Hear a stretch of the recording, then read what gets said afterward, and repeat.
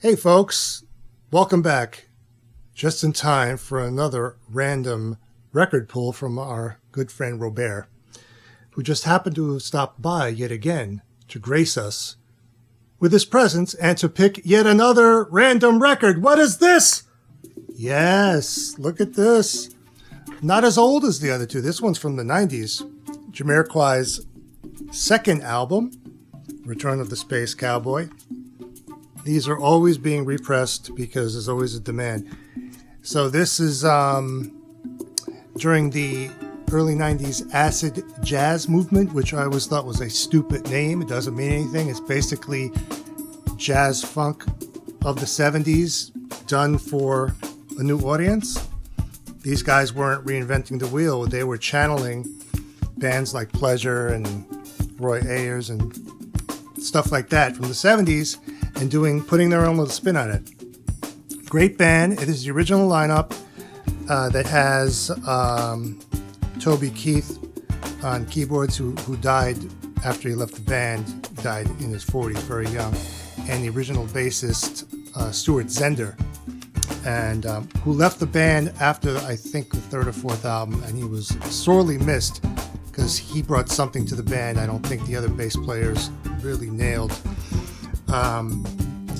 In any way, yeah, so this, I can now say in retrospect after hearing it with mature ears that this is up there with any of the jazz funk albums which the band was inspired by from the 70s. It's that good. So was the first one and the third one. After that, they kind of veered slowly away from the funk. They still had the disco-y thing going on, but then after that, even further, even less of that.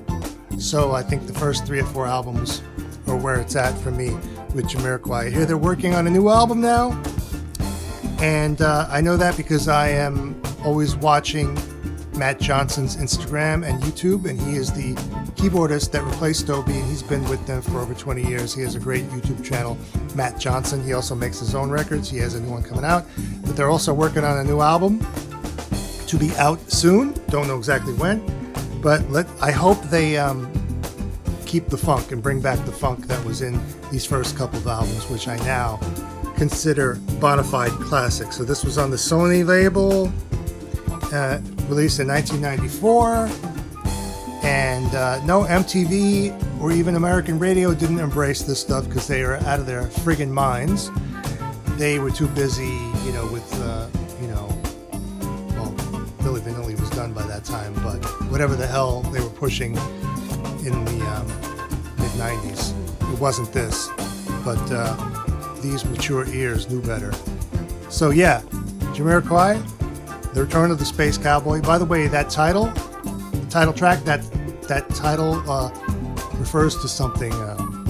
It's not about outer space or cowboys. It's about smoking weed. So he even uses the old slang Chiba in the title song. So check that out. But also other great tracks on here: Light Years, Scam, Morning Glory, Half the Man, Stillness in Time. Really, the whole album. Anyway, check this out if you haven't. Return of the Space Cowboy, Jamiroquai.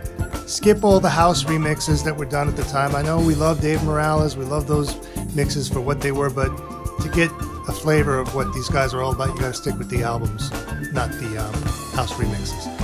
Well, anyway, this is Reno and Robert, and thanks for joining us once again for another of Robert's Random Record Pull.